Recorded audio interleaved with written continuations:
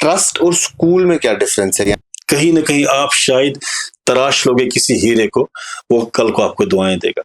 तो मुस्लिम education trust जब नाम आता है, कहीं ना कहीं जहन में कुछ ख्याल तो नहीं आते कि ये सिर्फ मुसलमानों के लिए स्कूल है या कोई ऐसा स्कूल है जो मुसलमानों की बहबूदी के लिए, भलाई के लिए बनाया गया है? तो ये चीज नाम से है लेकिन काम से वो चीज नहीं। Education for all, and education is the only way to empower our youth and take them away from.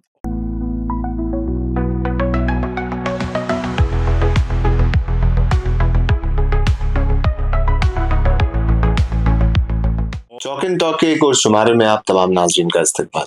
जैसा कि आप सब जानते हैं, इस सीरीज के जरिए हम आपसे उन तमाम लोगों की मुलाकात कराते हैं, उनकी बात पहुंचाते हैं जो प्राइवेट एजुकेशन से जुड़े हैं, यानी प्राइवेट एजुकेशन सेक्टर से जुड़े हुए हैं। फिर चाहे वो प्राइवेट स्कूल के मालिक हों, उनके ट्रस्टी हो, या फिर वहां पढ़ाने वाले उस्ताद हो।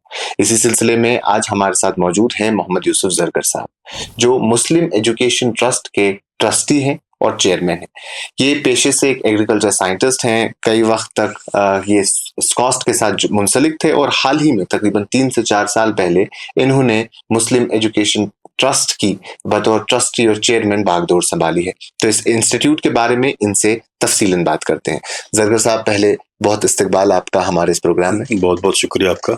इससे पहले कि हम और कुछ बात करें इस इंस्टीट्यूट के हवाले से, सबसे पहले इसकी हिस्ट्री के बारे में जानते हैं। जैसा हम बात कर रहे थे, तकरीबन 50 साल पुराना ये स्कूल है। तो क्या मुद्दा मकसद रहा था इस स्कूल को शुरू करने का उस वक्त पे सोपोर जैसी जगह में, जब प्राइवेट स्कूल एजुकेशन उतनी ज्यादा पॉपुलर नहीं थी? जी, बहुत अच्छा सवाल है आपका ये, क्योंकि किसी भी चीज की तह में जाना बहुत जरूरी है। 1968 की बात है, जब प्रोफेसर गुलाम रसूल बच्चा, एक विजनरी वहां पर गुजरे हैं, जो प्रोफेसर थे इसके फिलॉसफी के, गवर्नमेंट डिग्री कॉलेज सोपोर में पढ़ाया करते थे। तो उनके दिमाग में एक ये बात आ गई कि क्योंकि 60s की बात है, जंगें वो सब, कभी चाइना कभी कुछ, ये जंगें चल रही थी। तो ऐसे माहौल में बच्चों को गलत तरबियत भी मिलती है। तो उस चीज को उन्होंने, जैसे आजकल आप देखते हैं ड्रग्स के लिए, ड्रग एडिक्शन जो है बहुत बढ़ रही है, उसके खिलाफ कितना स्कूल वाले या गवर्नमेंट कितना काम करती रहती है, फिर भी खत्म नहीं हो पा रहा। तो उनको यही एक आइडिया आ गया, क्योंकि उन दिनों पढ़ाई भी कम करते थे लोग, ज्यादा लोग नहीं पढ़ते थे, काफी कम एजुकेशन थी। तो उन्होंने सोचा कि एक ऐसा स्कूल डालें जिसमें हर एक बंदा पढ़ सके। अच्छा। उसका एक नारा था एजुकेशन फॉर ऑल, चाहे वो छोटे मतलब उसका गरीब तबके का हो या बिलो पॉवर्टी लाइन का हो, आर्टिजन का बच्चा हो, किसी भी का हो। हालांकि उस स्कूल में बड़ी बड़ी फैमिलीज जो हैं वहां की, सोपोर में बिजनेस फैमिलीज, उन्होंने भी पढ़ा, लेकिन जो गरीब बंदा है वो भी आ गया। तो उसका यही था, education for all, and education is the only way to empower our youth and take them away from all these what was happening around that time. तो इस चीज को देखकर उन्होंने अपना स्कूल शुरू किया, और 1972 में, जो 68 में उन्होंने एक कंसीव किया था ख्वाब, और उस ख्वाब की ताबीर उन्होंने, उसको अमलाया उन्होंने 1972 में उन्होंने शुरू किया वहाँ हायर सेकेंडरी स्कूल सोपोर में, उसके साथ साथ बागात श्रीनगर में, और उसके साथ साथ राजौरी थाना मंडी में, और पाम्पर में, और वुसन में, हर जगह पर उन्होंने इसकी ब्रांचेस बढ़ाई, ताकि ज्यादा से ज्यादा लोगों को मुस्लिम एजुकेशनल ट्रस्ट के अम्ब्रेला के अंडर लाएं और उनको सही एजुकेशन दें, ताकि जो हमारा यूथ है वो इन चीजों से दूर रहे, जो खुराफाती चीजें हैं। और दूसरा, जो इनका मतलब अपने बच्चों को जो मुस्तकबल है उसको वो अच्छी तरह से संवारे। उतना ही नहीं, उसमें एक बहुत अहम चीज उन दिनों की थी, जो आज भी अगर आप उन दिनों के किसी बुजुर्ग से पूछेंगे, एक स्कॉलरशिप स्कीम उन्होंने शुरू की वहां पर। 1970s की बात कर रहा हूं मैं, जो आज हम सोच रहे हैं। उन्होंने एक स्कॉलरशिप स्कीम शुरू की, नो इंटरेस्ट, नथिंग, कोई इंटरेस्ट उसमें नहीं था।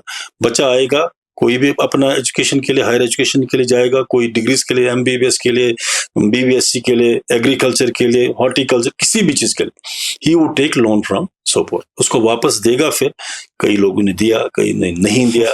बड़े बड़े नाम हैं जो वहां से, even from Srinagar, even from Jammu, अच्छा, लोग वहां गए और वहां से स्कॉलरशिप लेके पढ़ गए। कुछ लोगों ने वापस भी दे दिया। तो पढ़ाई के लिए स्कॉलरशिप लिया, पढ़ाई के लिए स्कॉलरशिप। तो ये this was a history. And मैं बीएड कॉलेज की भी बात इसके साथ करूंगा, हम तो स्कूल के बारे में बात करेंगे, लेकिन क्योंकि उसकी खुसूसियत ये है, उसके बीएड कॉलेज जो वहां शुरुआत हुई उसकी 1972 में ही शुरुआत हुई थी। First BEd college, first private BEd college of Jammu and Kashmir, number 1। Number 2, it was the only college which was permanently affiliated with the University of Kashmir.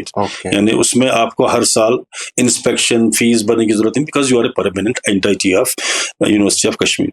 तो ये तकद्दुस था इस स्कूल का, ये इसका मतलब मयार था। और शुरुआत कैसे हुई, कैसे एक आदमी को विजन में आ गया, दिमाग में आ गया कि हम इसको ये चीज शुरुआत करेंगे। जरगर साहब, यहाँ एक इम्पोर्टेंट बात बनती है, 1972 का टाइम है और तब जम्मू कश्मीर में प्राइवेट स्कूल काफी कम थे, सरकारी स्कूल में ही पढ़ाई की जाती थी। और आप यहाँ बतौर प्राइवेट स्कूल के ट्रस्टी बैठे हैं, लेकिन शायद आपकी पढ़ाई भी किसी सरकारी स्कूल से ही हुई होगी। तो उस वक्त कुछ मिशनरी स्कूल थे और उनका विजन काफी अच्छा था, काफी बेहतर था, जिन्होंने वो मिशनरी स्कूल कश्मीर में बनाए हैं। और बारामूला में भी एक फेमस मिशनरी स्कूल है सेंट जोसेफ के नाम से। तो वहां उस दौर में इन स्कूल्स के साथ, इतने बड़े स्कूल्स के साथ कंपटीशन करना कैसा था, किस तरीके से सरवाइव करते? एग्जैक्टली। देखिए 1972 की जब मैं बात करूंगा, आपने बिल्कुल सही फरमाया कि उस टाइम प्राइवेट स्कूल का कंसेप्ट बिल्कुल कम था, बहुत कम थे। सेंट जोसेफ था, या यहाँ पर जो श्रीनगर में बिस्को वगैरह जो भी है, मैलिनसन था। तो ये सारे जो हैं बहुत पुराने स्कूल थे। आज तो मेरे ख्याल में more than 100 years old schools हैं वो, अगर हम काउंट करें उनकी उम्र। तो लेकिन उस टाइम जो इनका कंसेप्ट बेसिकली था, इनका कंसेप्ट ये था कि एजुकेशन हर एक को मिलना चाहिए। सरकारी स्कूल में हालांकि फीस उतना नहीं था, बट उसका मतलब दिमाग में ये था कि मैं बेस्ट से बेस्ट फैकल्टी इसमें ले आऊं। क्योंकि अगर हम उसको पीछे मुड़ के देखें, शुरुआत कैसे हुई स्कूल में, बड़े बड़े नामी गिरामी जो भी यहाँ लेक्चरर्स रहे, टीचर्स रहे, चाहे वो किसी भी स्कूल में थे, सरकारी स्कूल में थे, किसी भी जगह थे, इंपॉर्टेंट पोजीशंस पे थे, उनको वहां बुलाया गया बच्चों को पढ़ाने के लिए।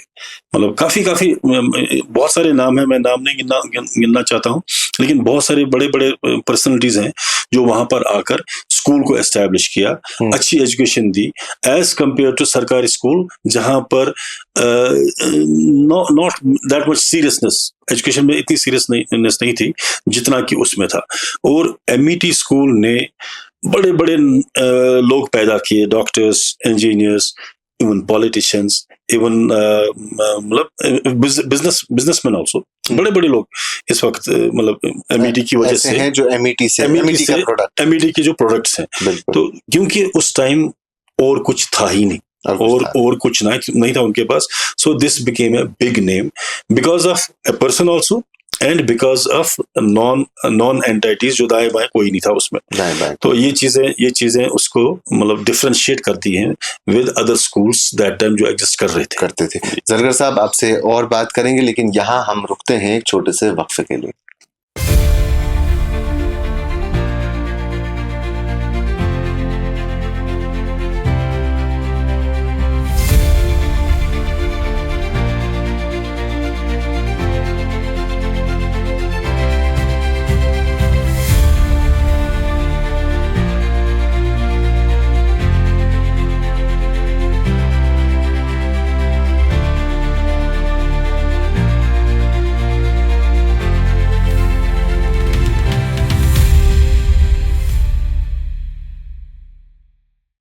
ब्रेक के बाद आप तमाम नाज़रीन का इस्तकबाल। जैसा जरगर साहब हम बात कर रहे थे मेट के हवाले से, इसका नाम है मुस्लिम एजुकेशन ट्रस्ट। और पर्टिकुलरली अगर हम सोपोर या बारामूला डिस्ट्रिक्ट की बात करते हैं, बारामूला डिस्ट्रिक्ट में सिख बरादरी के लोग भी रहते हैं, पंडित लोग भी रहते हैं, और आज भी अच्छी खासी कसीर तादाद में आबादी है इनकी। तो मुस्लिम एजुकेशन ट्रस्ट जब नाम आता है, कहीं ना कहीं जहन में कुछ ख्याल तो नहीं आते कि ये सिर्फ मुसलमानों के लिए स्कूल है, या कोई ऐसा स्कूल है जो मुसलमानों की बहबूदी के लिए, भलाई के लिए बनाया गया है? ऐसा बिल्कुल नहीं है। ये जो मतलब शुरुआत हुई है, नाम उन्होंने आई डोंट नो क्यों नाम दिया इसका, लेकिन उनका काम जो था, जो शुरुआत में ही हुआ, उन दिनों भी हमारे पंडित बरादरी वहां पढ़ाने वाले भी थे, पढ़ने वाले भी थे। सरदारों की मतलब जो सिख बरादरी हमारी है, उनके भी टीचर्स पढ़ाने वाले थे और पढ़ने वाले भी बच्चे थे। अभी भी अगर आप स्कूल में देखेंगे, अभी भी हमारे स्टाफ में सिख बरादरी की बेटियां हमारे पास हैं जो पढ़ाती हैं, या हमारे बच्चे जो इस वक्त मतलब अपना नाम कमाया स्पोर्ट्स के फील्ड में भी, वो सिख बरादरी से ताल्लुक रखते हैं, लेकिन मुस्लिम एजुकेशन ट्रस्ट में पढ़ते हैं। बिल्कुल कुछ नहीं है, इट वाज टोटली स्कूल जहां पर कॉर्डियल एटमॉस्फेयर था। आप समझ लीजिए कि इसमें वो हम कोई इम्तियाज नहीं था कि वो हिंदू है या ये सिख है या मुस्लिम। अगर वो होता तो टीचर्स हमारे पास हिंदू या सिख नहीं होते। अगर शुरुआत की हम बात करें, मेरे ख्याल में अगर हम पीछे नजर मारें, 10 में से 3 कम से कम हमारे पास हिंदू या सिख या पंडित बरादरी के थे। इवन स्टूडेंट्स बीएड कॉलेज की बात करूं तो कम से कम 70% स्टूडेंट्स जो थे बाहर वाले थे। सिख्स, हिंदूज, पंजाब, हिमाचल, हरियाणा, हर जगह, राजस्थान, बहुत सारे बच्चों ने पढ़ा है वहां पर। तो ये चीज नाम से है लेकिन काम से वो चीज नहीं, कुछ और या कुछ तो और। ये स्टीरियोटाइप कहीं ना कहीं जहन में लेकिन रहता है, नाम ऐसा है, रहता है। आप बिल्कुल सही कह रहे हैं। आपका जो सवाल है ये बिल्कुल सही है, क्योंकि ये लेकर काफी चीजें परेशानी होती है परेशानी। बिल्कुल। तो अब स्कूल की पर्टिकुलरली बात करते हैं। मेट के बारे में कहा जाता है कि मुस्लिम एजुकेशन ट्रस्ट काफी अफोर्डेबल स्कूल है, यानी फीस काफी मिनिमल रहती है आज के वक्त में भी।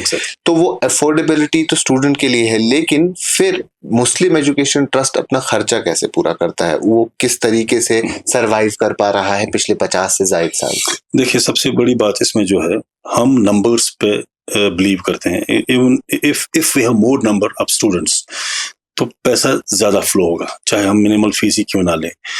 That money does not leak anywhere. जो हम ओवरऑल मैनेजमेंट जो है, हम 7 ट्रस्टीज हैं इस वक्त जो पूरे एमईटी को चला रहे हैं।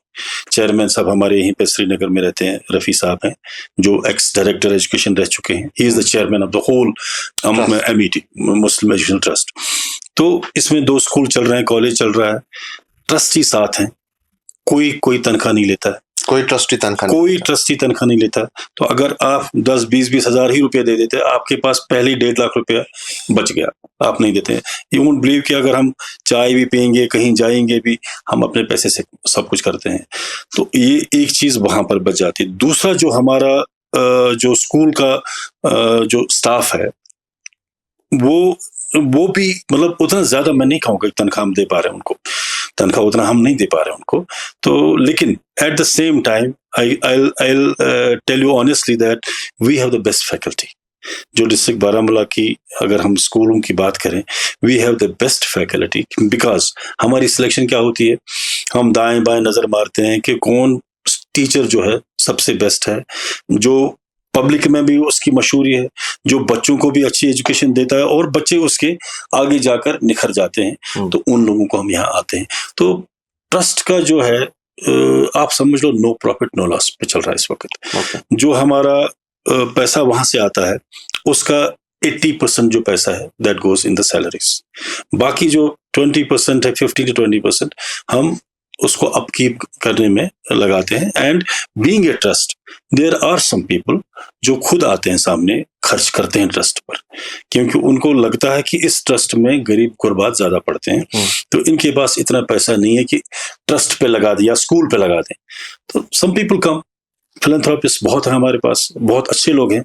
They should only know where to spend, क्योंकि मैंने अपना जो देखा, इतनी सालों का तजुर्बा है मेरे पास, यहाँ लोग देना चाहते हैं हर जगह, मतलब अपनी जो इजाफी आमदनी है उसको खर्च करना चाहते हैं, लेकिन किसको दें ये मालूम नहीं। And some people understand that this is a Muslim educational trust which has meagre income, let me spend. ये बच्चों के लिए है, आगे बढ़ेंगे बच्चे, शायद मुझे भी उसमें कुछ सवाब मिलेगा। बिल्कुल। But we don't ask anybody to give. Okay, they come themselves, कोई खुद से आए वॉलंटरली, ठीक है। अब ट्रस्ट और स्कूल में क्या डिफरेंस है? यानी ये एक ट्रस्ट है और कई सारे प्राइवेट स्कूल्स होते हैं जो फुल फ्लेज स्कूल होते हैं। What is the basic difference? Basically जो ट्रस्ट है, ट्रस्ट एक बॉडी बनती है ट्रस्ट की, उस दैट्स एन अम्ब्रेला। उस अम्ब्रेला के नीचे आप स्कूल बना सकते हैं, कॉलेज बना सकते हैं, या और भी कोई इंस्टीट्यूशंस आप खोल सकते हैं। School is just on school, आपने स्कूल बना दिया, अपना एक स्कूल है। और ट्रस्ट जो है, ट्रस्टीज जो उसमें है, they are from different areas, different backgrounds, different institutions, जो भी है, कोई एडमिनिस्ट्रेटर रहा है, कोई टीचर रहा है, कोई कुछ और रहा है, तो उसका मतलब उसका भी अपना टेन्योर है, ट्रस्टी का अपना टेन्योर है। He will not be always trustee. He'll finish his tenure, somebody else will come. So ये ट्रस्ट का जो है, इसका जैसे इस वक्त हमारा ट्रस्ट है, ये 1968 से या 72 से चल रहा है ट्रस्ट। इसके अंदर इतने सारे स्कूल थे, कुछ स्कूल हमसे निकल गए, वो अलग उन्होंने बना दिया, कुछ हम बढ़ा रहे हैं और भी आगे बढ़ने की कोशिश कर रहे हैं। लेकिन अगर स्कूल, हम इंडिविजुअल स्कूल की बात करें, individual school means only school, मैं अपना स्कूल छोड़ डाल दूंगा वहां पर, शुरू हो गया बस, I will be only with in that limits of school. लेकिन ट्रस्ट के अंडर मैं बहुत कुछ कर सकता हूँ, आगे बढ़ा सकता हूँ। And brains of 7, 8 people, 10 people, they come together and they think about future of the school, future of the students who are studying in the school. That is more important. Fees कम है, बच्चे खास तौर पे गरीब तबके से या मिडिल क्लास तबके से पढ़ते हैं, अफोर्डेबिलिटी है, लेकिन उसके साथ साथ कई सारी और एक्टिविटीज भी इम्पोर्टेंट है आज के वक्त में स्कूल में, क्योंकि पढ़ाई तो एक एस्पेक्ट है, स्पोर्ट्स इम्पोर्टेंट है, कई सारे स्कूल में हम देखते हैं स्विमिंग, म्यूजिक, बाकी सारी चीजें सिखाई जाती है। क्या आप वो तमाम तर चीजें प्रोवाइड कर पाते हैं या सिर्फ और सिर्फ एजुकेशन या सब्जेक्टिव चीजों पे फोकस रहता है? मैं समझ गया आपका कहना कि आपका कन्वेंशनल एजुकेशन जो हम पुराने जमाने में था, ऐसा बिल्कुल नहीं है। हमने थोड़ा बहुत मॉडर्निटी लाई है इसमें एजुकेशन में। जैसे हम शुरुआत करें LPD से, जो लोअर प्राइमरी डिवीजन है हमारा, तो वहां पर हमने ऑलमोस्ट हर एक वो गैजेट रखा है जिससे बच्चों को खेलना होता है। जैसे छोटा बच्चा आ गया, नर्सरी में पढ़ता है, वो क्या पढ़ेगा, उसको चाक और बोर्ड की क्या जरूरत, उसको लिखने की क्या जरूरत है। उसके लिए हमने वैसी चीजें रखी जिससे वो खेलता रहे और खेल में सीखता रहे। तो that modernisation we have got into that. Second thing is जो हमारी लैब्स हैं, मतलब उसमें भी हमने मॉडर्नाइजेशन लाई है। थर्ड मोस्ट इम्पॉर्टेंट थिंग जो हम अभी Muslim educational trust, I think it will be the first school in the whole Kashmir valley which will lead in that area, that is skill development. अभी तक ये नेशनल एजुकेशन पॉलिसी 2020 का mandate है that we have to go for skill development and our vocational courses. तो हम अभी इंशाल्लाह within 10 to 15 days we are going to start mushroom cultivation, we are going to start vermicomposting, soil testing, then lavender park, then plant raising, horticultural plants, क्या vegetable, जो भी है। जो बच्चे ड्रॉप आउट्स होते हैं, या हम हर एक बच्चे को सिखाएंगे, हो जो भी इंटरेस्ट रखता हो उसको बोलेंगे आप सामने आइए, these are the skills tomorrow, because job scenario आपको पता है कश्मीर का जॉब सिनेरियो बहुत ही खराब है। Tomorrow they can earn something, so this is our most important USP आप कह लीजिए आप, जिसकी वजह जो हम कल को बता सकते हैं, we can boast of this thing that we are the first ones to start these things so that our students get empowered. तो इसमें दो चीजें मेरे ज़हन में आई। एक ये कि स्कूल सोपोर में है और सोपोर हब है हॉर्टिकल्चर का। सबसे बड़ी कश्मीर की मंडी देखें सोपोर में है, सेब के साथ मुंसलिक कई सारे लोग हैं, हजारों की तादाद में फैमिलीज हैं जो सेब के साथ जुड़ी हुई हैं। उसके बाद दूसरी चीज मेरे ज़हन में आई कि आप खुद एग्रीकल्चर बैकग्राउंड से, जी, और कश्मीर में इकोनॉमी का अगर बैकबोन देखें तो हॉर्टिकल्चर, तो कितना इम्पोर्टेंट है हमारे बच्चों को, नई जनरेशन को हॉर्टिकल्चर की तरफ ले जाना और उनको ये सिखाना कि हॉर्टिकल्चर काफी इम्पोर्टेंट है। अगर हम इसमें इन्वेस्ट करते हैं तो हमारी इकोनॉमी भी सेफ रहेगी, अच्छे हाथों में रहेगी और हम खुद भी एक अच्छी अर्निंग कमा सकते हैं। एग्जैक्टली, जो आपका कहना बहुत अच्छा, आपने अच्छी बात है आपने कही। वी आर स्टार्टिंग, मैंने कहा अभी 3 यूनिट्स तो मैं अभी शुरू कर रहा हूँ with in 10-15 days, vermi composting, mushroom, soil testing.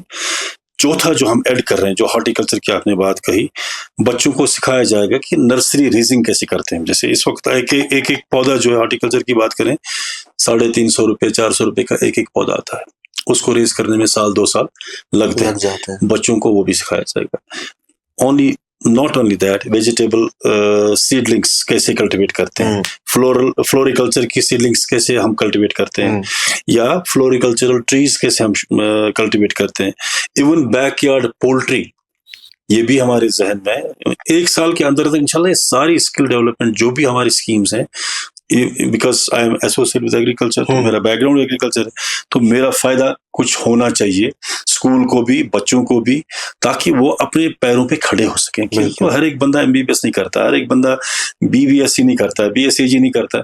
कई लोग ऐसे हैं, मेजॉरिटी ऐसे लोग हैं जो ये चीजें नहीं देख पाते हैं, चाहे इकोनॉमिक कंडीशन ठीक ना हो या बाकी चीजें पढ़ाई में अच्छे ना हो, तो ये चीजें बहुत सारे लोगों को हेल्प करेंगी, क्योंकि हर एक के पास थोड़ा थोड़ा एरिया होता है जहां पर वो ये चीजें कर सकते हैं। तो नॉट ओनली दैट, ये भी है मेरे जहन में, क्योंकि हमारे काफी बच्चे ऐसे हैं जो अपने रिलेटिव्स हैं, अपने बच्चे हैं जो बाहर वाले मुल्कों में इस वक्त काम करते हैं, चाहे कोई अमेरिका में, कोई लंदन में, कोई कहीं पर है। वो कहते हैं कि हमें अगर टीवी $500 का आता है तो लगाने वाला $600 लेता है। बिल्कुल। तो इसमें भी हम ये चाहते हैं कि हम अपने बच्चों को इलेक्ट्रिशियन का भी थोड़ा बहुत इल्म दे दें, प्लम्बिंग का इल्म दे दें, क्योंकि हम वी आर हैंडीकैप्ड। घर में आपको थोड़ा सा कहीं पेच लगाना है, उसके लिए भी बुलाना पड़ता है, फिर उसके नखरे भी सहने पड़ते हैं। So all these things we want to educate our students so that they are totally empowered, यानी वो स्किल्ड होने चाहिए, स्किल्ड होने चाहिए। फिर चाहे वो छोटा काम हो, वो उस अपने घर में भी हो। Yes yes yes. कल मैंने इलेक्शन को बुलाया, ₹500 देने पड़े। अगर मुझे आता ₹500 बच गए मेरे। बिल्कुल। तो वो बहुत बेसिक सा काम होता है। बेसिक सा काम है। हम कोई हाई फाई काम की बात नहीं करते। इसके साथ साथ हमने जरगर साहब ये भी सुना है कि मुस्लिम एजुकेशन ट्रस्ट में कॉम्पिटिटिव एग्जाम्स की भी तैयारी करवाई जाती है। अब फिर से वही बात करूंगा कि क्या टाइम मिल पाता है, क्या बर्डन तो नहीं होता? एक तरफ से आप कहते हैं कि आज के वक्त में आप टीचर्स को उतना बेटर पे नहीं कर पाते, और इस बात का एतराफ आपने खुद किया। तो क्या उन टीचर्स को आप ये बात बोल पाते हैं कि हमारे स्टूडेंट्स को कॉम्पिटिटिव एग्जाम्स के लिए भी तैयार करें? मैंने पहली एक बात अर्ज की कि I really have no words for my teachers. They are the best. Cooperative भी हैं और क्वालिफाइड भी हैं, मेहनती भी हैं और अपना टाइम देते हैं। हमने विंटर में क्लासेस की कंपटीशन के लिए, एंड एवरीबडी के उन्होंने लब्बाइक कहा, उन्होंने बिल्कुल नहीं, not for extra money also, because जो मैंने पहले कहा कि प्रोफेसर बच्चा साहब का ख्वाब था, education for every, we are not in competition with any school, no private school, we are not in competition with anybody. हमारी एक सर्विस है, this is for the social service, for the cause that बच्चा साहब had एनविजन्ड इन 1968। उन्होंने यही कहा था कि चाहे कोई भी आए, कीचड़ से गुलाब खिलता है, कहीं ना कहीं आप शायद तराश लोगे किसी हीरे को, वो कल को आपको दुआएं देगा।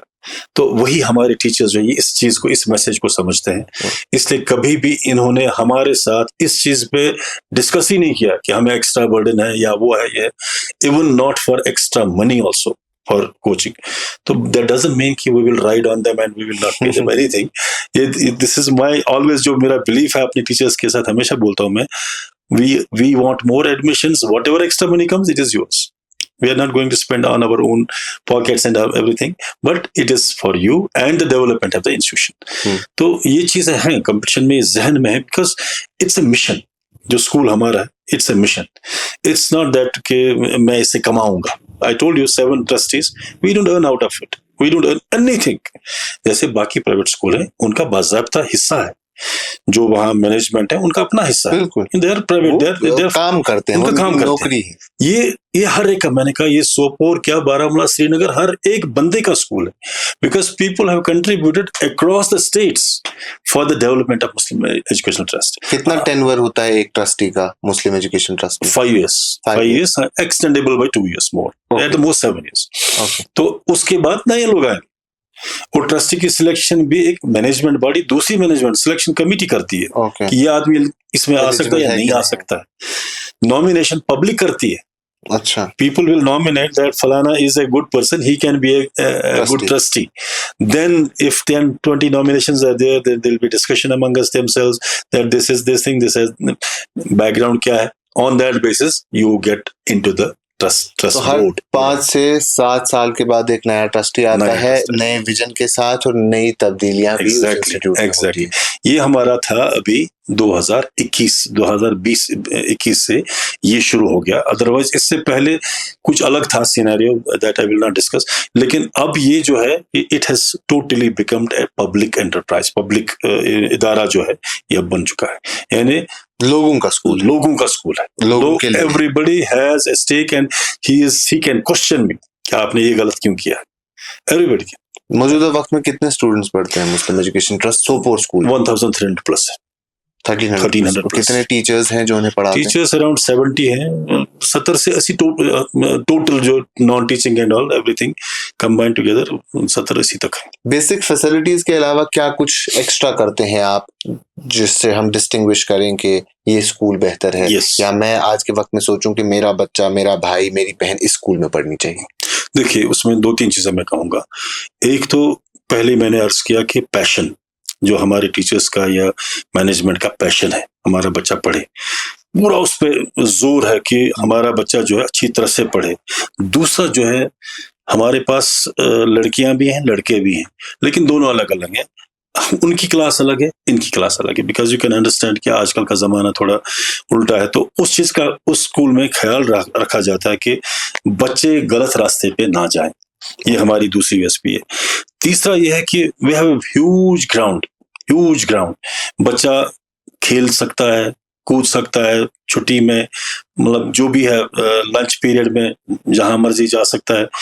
चौथा जो है हमारा, जो अभी हम शुरू करने वाले हैं, कि हम क्लास में अरबिक लैंग्वेज सिखाना चाहते हैं, and extra thing which is not in the syllabus, लेकिन एक extra language that is very important. क्योंकि मैं ये समझता हूं कि एज ए मुस्लिम मैं कुरान पढ़ता हूं, लेकिन जब मौलवी साहब किरात पढ़ते हैं मुझे पता नहीं चलता वो क्या पढ़ रहे हैं। हमारा बच्चा कल को समझना चाहिए कि ये किरात में क्या कह रहा है, अल्लाह मियाँ का क्या फरमान है इसमें। तो इस चीज को मैं ये करना चाहता हूँ।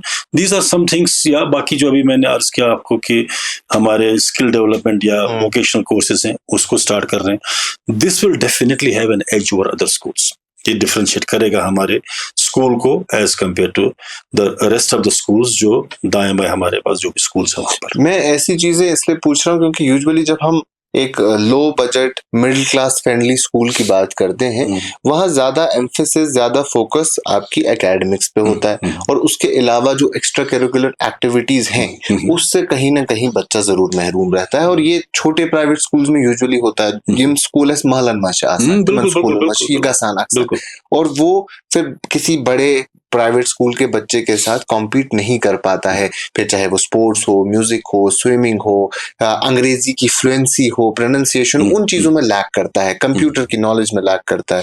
तो ये चीजों पे भी बाज़ाब्ता आपके स्कूल में फोकस हो रहा है कि इन पे भी एम्फेसिस रखा जाता है? बिल्कुल, इस पे एम्फेसिस है हमारा। हमने एलपीडी सेक्शन जो है वहीं से स्टार्ट किया है। हमने एलपीडी में जो भी टीचर्स हैं उनको ट्रेनिंग दी है थ्रू थिंक साइट, एक ऑर्गेनाइजेशन यहाँ पर श्रीनगर में, उनके थ्रू हमने उनकी ट्रेनिंग दिलवा दी, उनकी लैंग्वेज सही करवा दी। जब हमारे teachers they became the trainers of the students, जब उनकी लैंग्वेज से होगी तो हमारा बच्चा जो छोटा बच्चा है इस वक्त अंग्रेजी बोल पाता है। That is one thing. Second thing is कि जो स्पोर्ट्स की बात आपने कही, हमारे साथ एडजेसेंट में इतना बहुत बढ़िया ग्राउंड है। हमारे बच्चे फुटबॉल भी खेलते हैं, क्रिकेट भी खेलते हैं, वॉलीबॉल खेलते हैं। इवन कॉम्पिटिशन्स में भी हमारा जो योगदान है, जो स्कूल्स में डिस्ट्रिक्ट बारामूला में है, we are always at number 1 और नंबर 2 जो स्पोर्ट्स में। तीसरी बात जो मतलब बाकी चीजें जैसे टूर्नामेंट्स होते हैं वहां पर, तो साथ ही जो ग्राउंड है बहुत बढ़िया ग्राउंड, अभी सरकार उसको अपलिफ्ट कर रही है उस ग्राउंड को। क्रिकेट मैचेस रेगुलरली होते हैं, टूर्नामेंट्स होते हैं, तो बच्चे जब वहां बैठते हैं सीखते हैं कि क्रिकेट कैसी खेली जाती है। हाल ही में हमने भी क्रिकेट मैच खेला मीडिया एसोसिएशन सोपोर के साथ, माशाल्लाह हमारे बच्चों ने उसमें कामयाबी हासिल की, मीडिया एसोसिएशन को हरा दिया। तो इसी तरह मतलब ऐसे ऐसी चीजें जब सामने हो रही हैं चीज, जैसे आजकल आप देखेंगे everybody becomes a cricket analyst, क्योंकि टीवी पे आपका चल रहा है क्रिकेट। हम जानते हैं अगर इसने ऐसे बॉल डाली होती, स्पिन की होती, स्विंग की होती, एवरीबडी नोज इट। तो बच्चा जब सामने देखता है वो भी सीखना शुरू हो जाता है। तो इस वक्त जो सिनेरियो है, हमारा बच्चा जो है हर एक गेम में हिस्सा लेता है। स्विमिंग अब नहीं कर पाते क्योंकि काफी ऐसे एपिसोड्स हुई हैं जिसमें बच्चा डूब गया, तो ये भी मतलब पहले, लेकिन जब शुरुआत हुई थी एमईटी की, अभी भी हमारे पास किश्तियां हैं एमईटी में, तो प्रोफेसर बचा साहब ने किश्तियां लाई थी बच्चों को राफ्टिंग सिखाने के लिए। अच्छा, सारे कोर्सेज होते थे वहां पर। ओके, और ये मतलब this is going on, sports जो है गोइंग ऑन, चल रहा है। तो बिफोर वी कंक्लूड, एक चीज आपसे और पूछना चाहूंगा। आपने जिक्र किया कि मुस्लिम एजुकेशन ट्रस्ट के अम्ब्रेला के अंडर अभी तो 2 स्कूल चल रहे हैं, एक श्रीनगर में, एक सोपोर में। इससे पहले लेकिन कई सारे और स्कूल्स भी थे। तो क्या आने वाले वक्त में हम ऐसी उम्मीद कर सकते हैं कि एमईटी के और स्कूल्स भी जम्मू कश्मीर के अलग हिस्सों में देखने को मिलेंगे? इंशाल्लाह हमारा वही है, एक इरादा है, इंशाल्लाह मुसम्मम इरादा हमारा यही है कि हम एमईटी को आगे बढ़ा दें। तो उसमें हमें जो लोग हैं उनकी भी जरूरत है कि वो हमें सपोर्ट करें। We don't say मॉनेटरली, morally support करें जो हम काम, क्योंकि हमारे पास ऐसी चीजें, मतलब ऐसी कमिटीज हैं जिसमें पब्लिक इन्वॉल्वमेंट भी है। बड़े बड़े नामी गिरामी शख्स हमारे पास आते रहते हैं, वो भी हमें सलाह मशवरा देते हैं। तो हर एक का सपोर्ट हो, हर एक इसमें साथ मिले, क्योंकि ये मिशन है, इस मिशन को आगे बढ़ाने में, प्रोफेसर बचा का मिशन था इसको यूनिवर्सिटी बनाना।